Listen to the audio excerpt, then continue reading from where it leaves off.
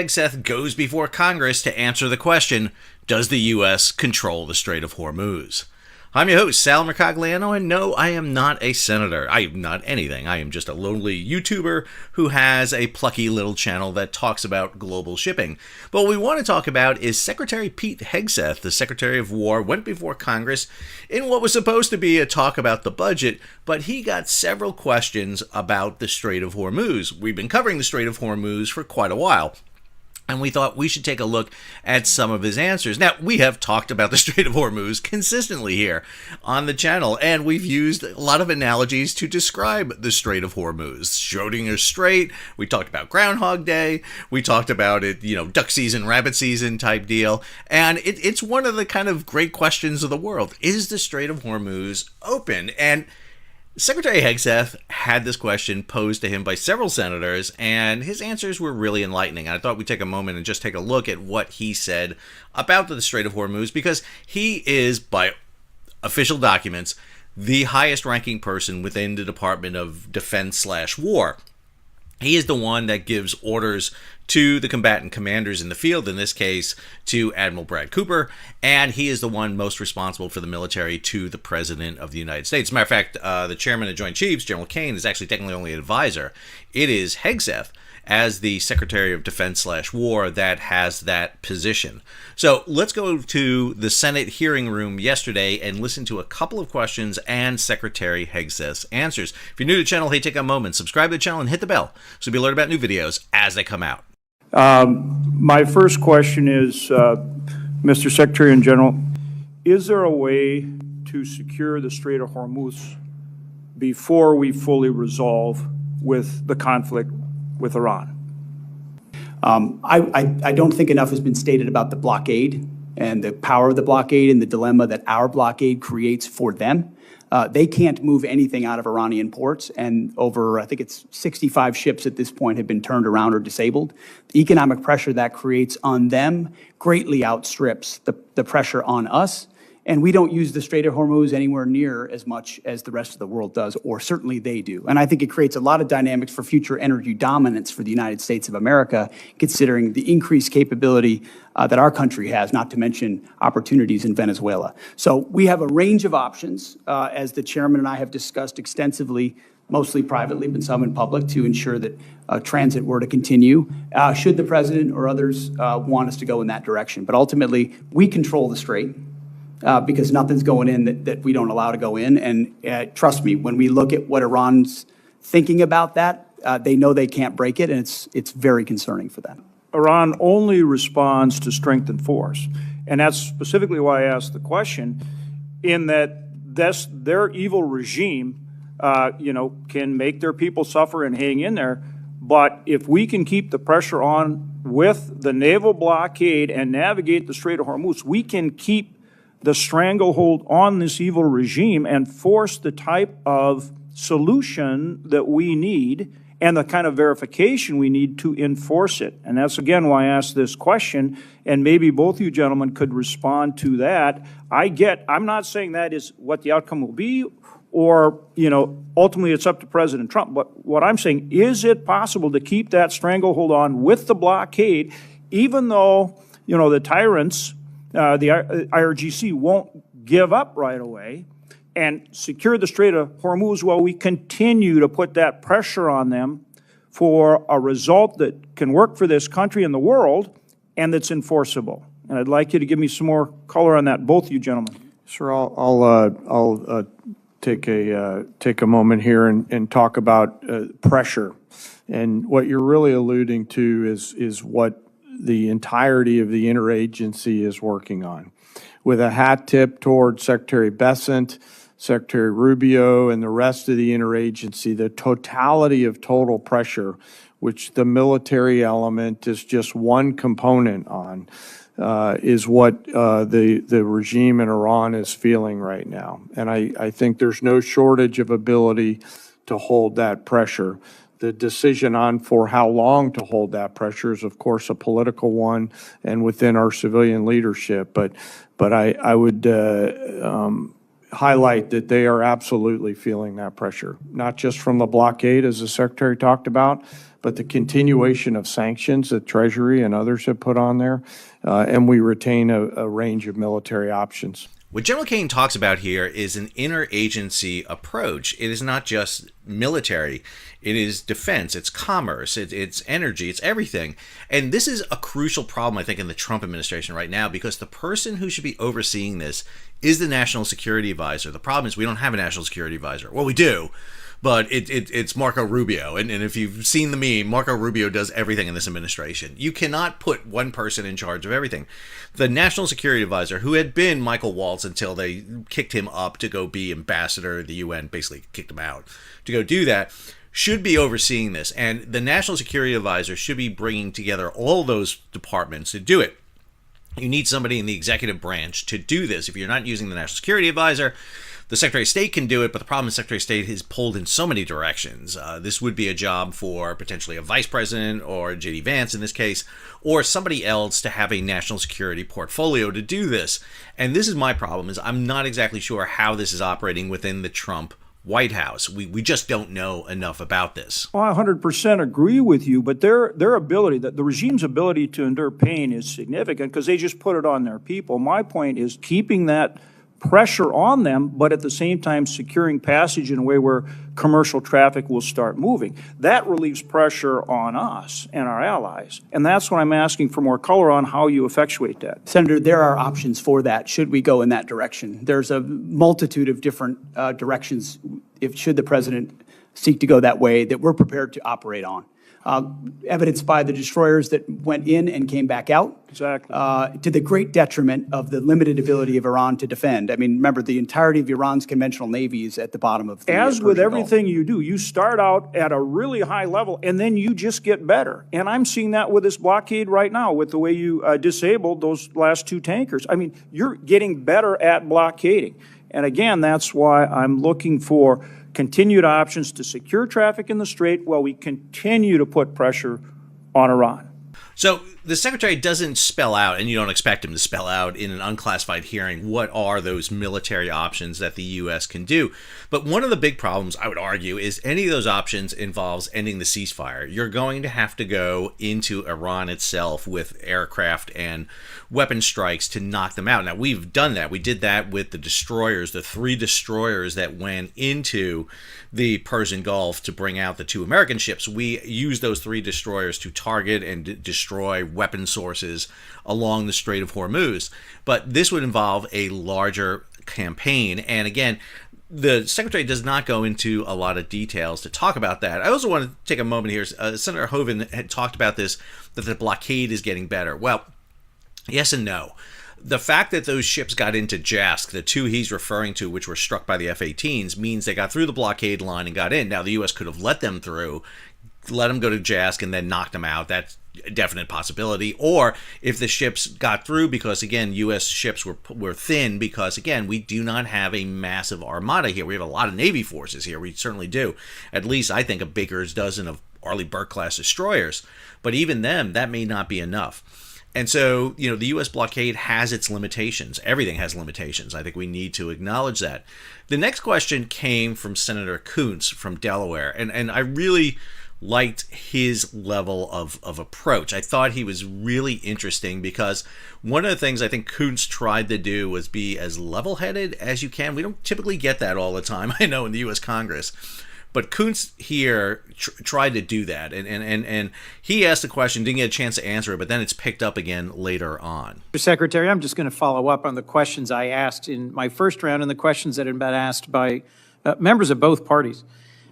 In my assessment, there was no imminent threat to the United States that justified the president using his Article 2 powers, and there was insufficient preparation to make sure that we had the right troops, the right capability deployed.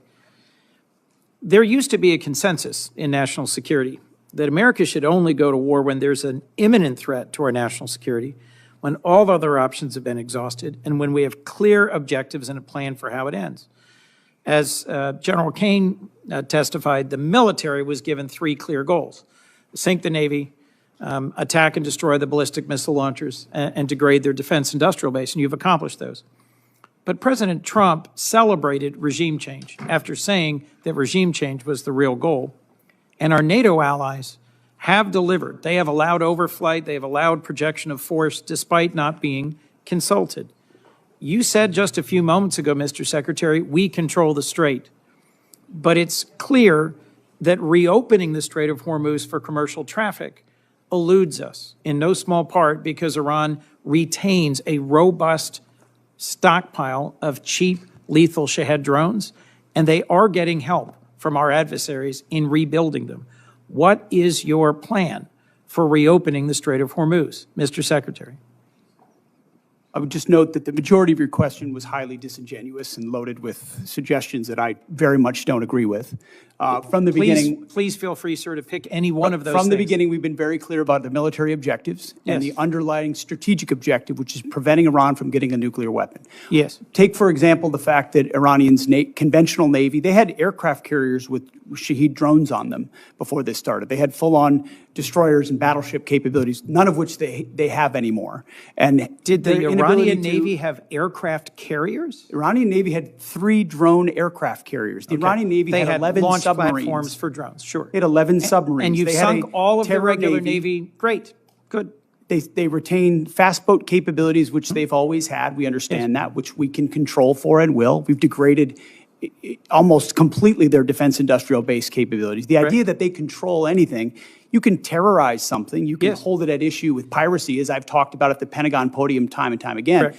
That doesn't mean you control it. We control what goes in and out, and we control whether or not we have to restart conflict. The president does as well. Mr. So Secretary- we're the ones that will manage where this goes in the future, and they have very limited ability to set the tempo or respond to it, and that gives the president a lot of options to ensure that Iran never gets a nuclear weapon. The connection between their ability to close the Strait of Hormuz using fast boats and Shahed drones and our strategic goal, shared broadly, to prevent them from ever having a usable nuclear weapon is utterly unclear to me. And my question was, what's the plan for reopening the Strait of Hormuz to commercial traffic, given shared broadly skyrocketing but never prices? executed. Shared broadly but never executed because previous administration didn't have the willingness to actually do what it would take. And when Iran was at its weakest moments following the 12-day war, but still wanted the pursuit of a nuclear capability, President Trump made the courageous decision to go at their conventional umbrella and shield, which they were using to protect their nuclear program, which we knew came with threats and branches and sequels. My which we've concern, accounted Mr. for. Secretary, is that you've achieved a series of tactical successes, but are on the verge of a strategic loss because we are now negotiating. I just think it's so a foolish. demand- Here we are in a committee in the United States Senate, 74 days in, and you're talking about strategic loss. We have the ability to 74 defeat days a in. 47-year threat of a pursuit of a nuclear weapon. We have more leverage than we've ever had. We've had incredible battlefield successes, and you're talking about a strategic loss, Mr. cloaked in Secretary. disingenuous questions. Mr. Secretary. This is how you Mr. undercut Secretary. efforts that could otherwise and are otherwise I am being not very your effective. enemy, sir. I am not your adversary. I share your goal of preventing Iran from ever having a usable nuclear weapon. To finish my sentence, control of the Strait of Hormuz, the ability to degrade our partners and allies' gas and oil production capabilities through cheap drones, the ability to harass and harry commercial shipping remains in Iran's hands. And their demands are that we recognize sovereignty for them over the Strait of Hormuz, which I believe our president's rejected, you've rejected, I reject. But my question remains, how do we reopen the Strait of Hormuz to commercial shipping? If we control it, how do we reopen it? And your average American is seeing this at the gas pump every single day as the cost of gas continues to rise. Senator Coons, I know that your question has not yet been responded to. And it deserves an answer. It does But I deserve also an understand I'm answer. delaying my colleagues. But that's the question that deserves an answer, Mr. Secretary. So I thought that exchange was one of the most interesting throughout this hearing. I think Coons and Hegseth were both, number one, very respectfully talking to each other. I thought Coons was when he says, I'm not your enemy, he's literally trying to get an answer. I thought Hegseth could be a bit defensive at times, especially when Coons was talking about a strategic failure. But again, I think he's making a valid point. The U.S. objective coming into the conflict, which was mentioned, was to degrade the Iranian military, which has succeeded, destroy their ballistic missile capacity, which we think they've succeeded, and to destroy their war-making capability, their industrial base, which we think they succeeded. That, to Hegseth, is the strategic victory. That, along with their inability to develop nuclear weapons and the decapitation, all of that is the strategic victory. That's why Hegseth gets very defensive about that. But Coons makes the other point that, listen, the enemy has a say in combat. And while you have tactically and operationally won against the Iranians in the Strait of Hormuz, you've been able to beat them back, you've moved destroyers in, you've countered their mine capability. If at the end of this, the Iranians retain control of the Strait of Hormuz, that is a strategic victory for them. That puts them in a position to control global trade. That puts them in a position to exert dominance over issues. And I think that's where they were kind of talking past each other. Now, Coons runs out of time, but Senator Murphy picks this up later in the hearing. Let me give you a chance, Mr. Secretary, to answer Senator Coons's question, which is a really simple one. How are we going to get the strait open? Because nothing matters more to our constituents than doing something about these spiraling gas prices, which are bankrupting families and farmers all across the country. And maybe let me ask it this way. This is the first time you've come before this committee, but in other briefings, people that work for you have told us in plain terms that there is no military mechanism to reopen the strait, that ultimately it will be a political decision made by Iran. And I think you're confirming that here today by suggesting that it will be economic pressure that will create a political imperative inside Tehran to open the strait.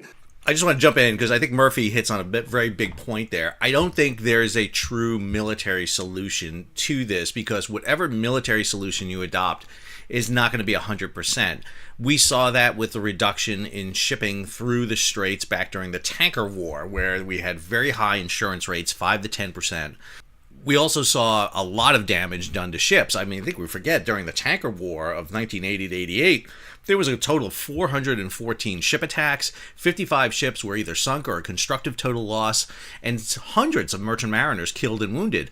But it was an escalation. It started in 1980 and it peaked in 87, 88, and the U.S. didn't get involved until the very end, until 87, 88, and even then, we only escorted a handful of ships, U.S. flag ships and the reflagged Kuwaiti tankers. And so I think Murphy is hitting on a point here that there really needs to be a political solution of some kind to this, that if we adopt a military argument, we're not going to be able to be 100% successful. So can you just confirm for the committee that there is not a military mechanism or means to reopen the strait, that ultimately we have to essentially use diplomacy, economic diplomacy in this case, in order to convince Iran to make the decision to reopen the strait? I would say, Senator, there most certainly are military means by which we could open the strait, both on targets on land and also with what we do with our naval capabilities, not to mention our naval blockade. Why haven't you done, if that's true and that's not what has been testified to us in private briefings, why haven't you done that already? Ultimately, a preferred long-term approach would be a deal where they open it up, where they stop being pirates of international waters and allow countries from all nations to flow. These aren't U.S. ships that are being blockaded there. These are ships from all around the world, creating much more pressure for other countries than ours. So the bad guy here is Iran, who's closing the strait through piracy effectively, because they really only have fast boat capabilities. We're blockading them. None of their stuff's getting out. They're feeling all the pressure. So I think the secretary, again, he says that we don't have U.S. ships in it. We do. We have 3 that are in there right now. 2 of them are doing kind of Persian Gulf movement of goods for the Department of Defense. And we have 1 ship that's in a shipyard. I'm not even sure it's been crewed back up yet or not, but it's part of the tanker security program is there. We also do have a military presence in the Gulf. Again, we have those brigade sets in Kuwait and Qatar. We have U.S. military presence there. We have air bases. But more importantly, we have Gulf allies in the region. And I think they would find it very, important that we want the strait open back up so that they can resume their normal flow. Qatar, for example, just got a second load of liquefied natural gas out, but they're not getting anywhere near their exports out. Kuwait, Bahrain, again, they're all suffering from this. You don't worry that through a study of history, you might come to the conclusion that you are overestimating their willingness to cave based upon economic pressure.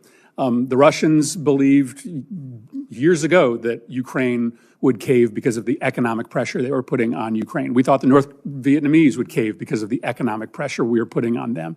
Your own intelligence estimates, as has been reported, suggest that, in fact, The Iranians are in a position to hold out for potentially years. This is a high-risk strategy to hope that this economic pressure will eventually cause them to voluntarily reopen the strait when there's plenty of evidence from military history to show that countries that are being attacked or invaded or occupied are actually willing to put up with a whole lot of economic misery in order to preserve national pride. Well aware. We've looked at we understand all of those historical case studies, and it's not just economic pressure. There's military pressure, diplomatic pressure. We certainly have a lot more military pressure we can bring to bear if the president were to choose to do so. I think there are a lot of different dynamics cards that the president can play, holding all of them to ensure even greater economic pressure or even greater military pressure in Iran. And they know that, and that's why the negotiations are serious and ongoing right now about giving up their nuclear capability, because they understand. And the problem is time is not on our side here. I believe you are being way too optimistic in your assessment of their potential to cave. But if this goes on for another 30 days, there are going to be thousands more farms that will go bankrupt. There are going to be families that are going to be ruined. And so time is not on our side. And I just don't believe that Iran is ready to capitulate yet. And if they capitulate in a year, there's going to be a whole lot of families and businesses that are ruined in the United States. So Senator Murphy posing that kind of follow-up to Senator Coons' question really gets us into the quandary we're in. The strait is closed for Iran. That's very clear. The U.S. blockade is preventing the free flow of goods in and out of Iran. Now, Iran has a back door, and that is the Caspian Sea. Take you over here to marine traffic. You know, the blockade the U.S. has is of all the ports along the coast of Iran. And they're doing that through a distant blockade. They are out here running between the Iran-Pakistan border all the way down to Oman. So the U.S. blockade is out here. However, there is that back door, which is up here, which is the Caspian Sea, which can bring goods from Russia, from Central Asia, across the inland transportation system, the big railways that have been created there, and flow into Iran. Now, early in the conflict, Israel had hit some of these ports along the Caspian Sea port. Now, these are not huge ports. The ships are not big, but they can move millions of tons of cargo this way. Plus, there's discussion about cargo coming over the border from Pakistan and Afghanistan. Now, that's small. It's not a lot because of the nature of trucks and especially that geography there in moving it. But Iran isn't completely cut off. Plus, there's air travel. There's a lot of mechanisms that Iran has to bring cargo in. So we are exerting a blockade from the ocean side, which is the major one. Karg Islands had this oil spill. We believe it could be an issue with either an individual ship or maybe with the facility. They haven't been loading any cargo the past couple of days. That kind of tells me it's a mechanical issue at the port or something. Could be sabotage, could be something that's happened at the port. We don't know. But what we do know is that Iranian tankers are piling up. They're not getting out. And as Senator Murphy said, the question is, who breaks first? Is it the American farmers? Is it the rest of the globe? Or is it Iran? And the problem with waiting for Iran to break is it's an autocracy. It's a very controlled state, and they really don't seem to care what about the plight of their people. And so do they stay for a long time? The U.S. can force an opening of the strait. If they wanted to, they can do a military option. The problem is it's a very costly operation. And that's the thing that we're not hearing from the secretary at the time. If you want to force in, we sent in 3 destroyers recently. Before that, we'd send in 2 destroyers. You've got to lay down, suppressing fire here along the entire Persian Gulf.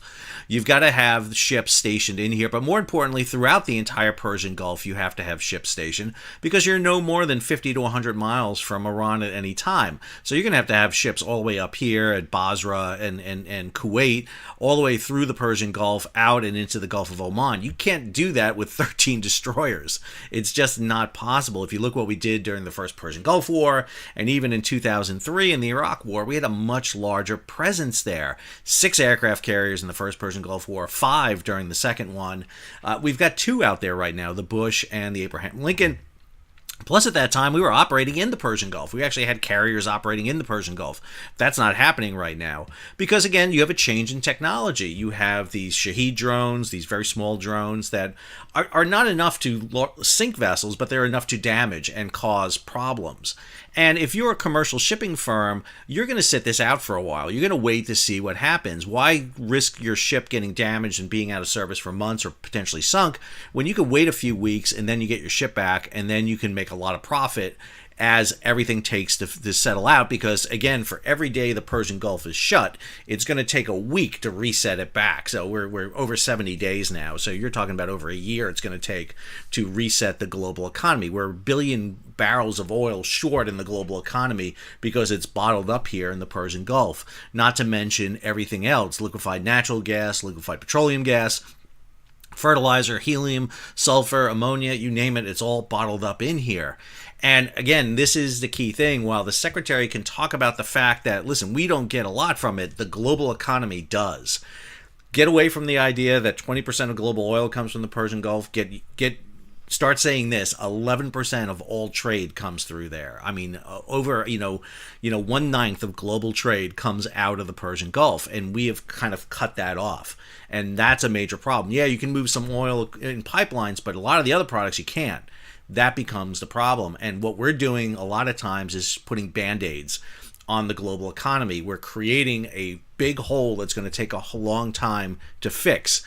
And I don't think that's actually Hegseth's job and responsibility to do it. He is the head of the military. He is given the military mission to go ahead. This is where I come back to that issue about who's in charge of this for the U.S. government. Typically, I'd be banging on the National Security Advisor, in this case, Marco Rubio. But the problem is Marco has every job on the planet. I mean, name the job in the U.S. government that Marco Rubio does not have.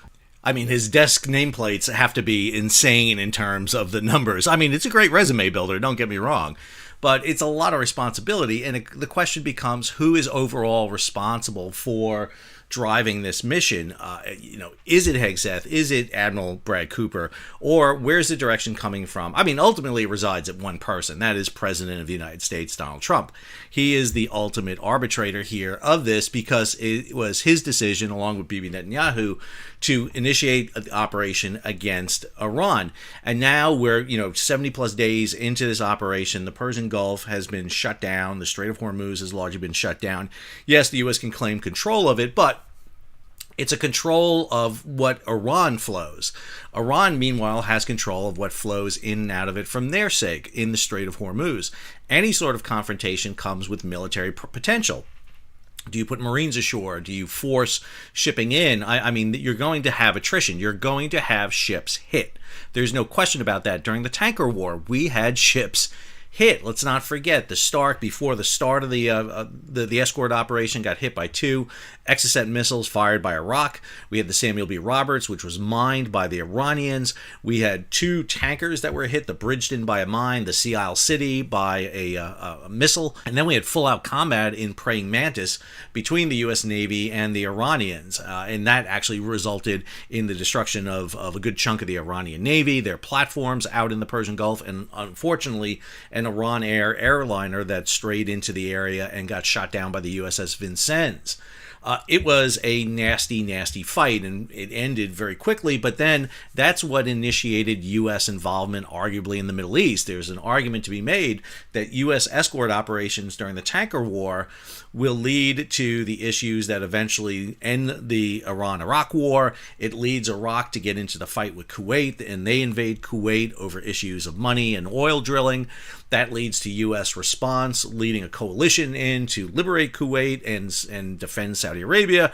That keeps American presence in the Middle East.